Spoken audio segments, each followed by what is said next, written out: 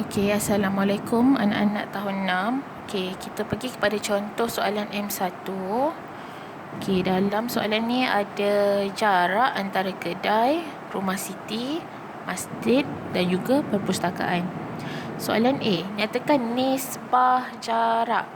Okey, nisbah jarak dari rumah Siti ke kedai.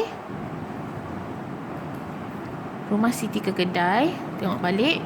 Daripada rumah Siti ke kedai kepada jarak dari rumah Siti ke masjid.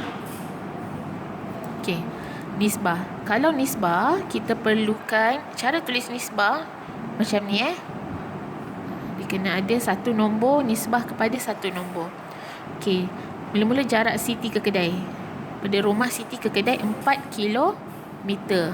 Jadi kita tulis kat sini 4, okey, 2 titik dan juga rumah Siti ke masjid 7 kilometer.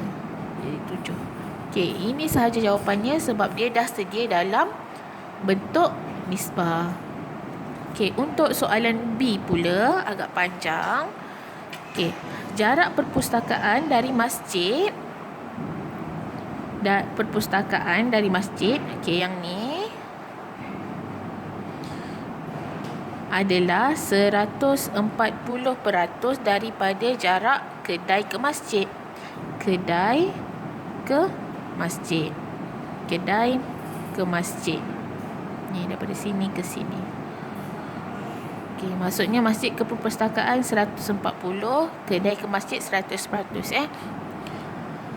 Melalui rumah Siti. Hitung jumlah jarak dalam kilometer perjalanan Siti pergi dan balik perpustakaan. Okey, cikgu akan tunjuk contoh dekat kertas kosong. Nanti awak buat dekat muka surat belakang Okey, pertama sekali, okey, jarak perpustakaan dari masjid ialah 140% daripada jarak kedai ke masjid melalui rumah Siti. Okey, 140% daripada operasi darab. Okey, kedai ke masjid 4 tambah 7 ialah 11 kilometer. Darab 11 km. Okey, yang ni perlu keluarkan dulu. Ayat matematik ni perlu dikeluarkan dahulu. Okey, sekarang kita akan selesaikan. Okey, perjalanan Siti pergi dan balik ke perpustakaan. Tapi jangan lupa pergi dan balik. Okey, kita selesaikan ni dulu. 140% ialah 140/100. Tukarkan peratus kepada pecahan. Darab 11 kilometer. Okey, cara kedua, kita masukkan sifar atas, sifar bawah. Okey, 14 darab 11.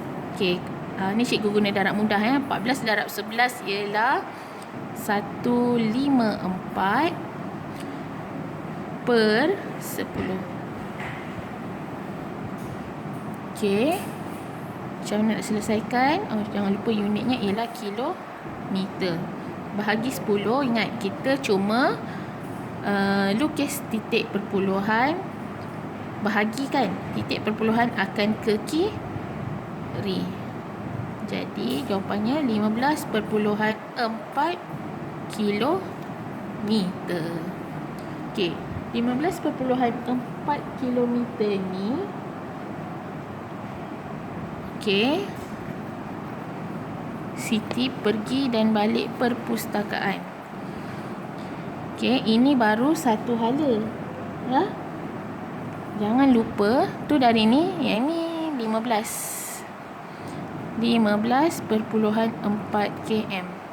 Ni baru yang ni. Siti nak pergi library. Siti pergi library. Rumah Siti pergi masjid dulu. 7 tambah 15.4. 15.4 km tambah 7 km.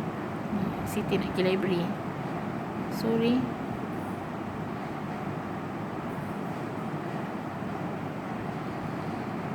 Okay, ini baru satu hala dari rumah pergi library. Kalau untuk 2 hala, kita darab dengan 2.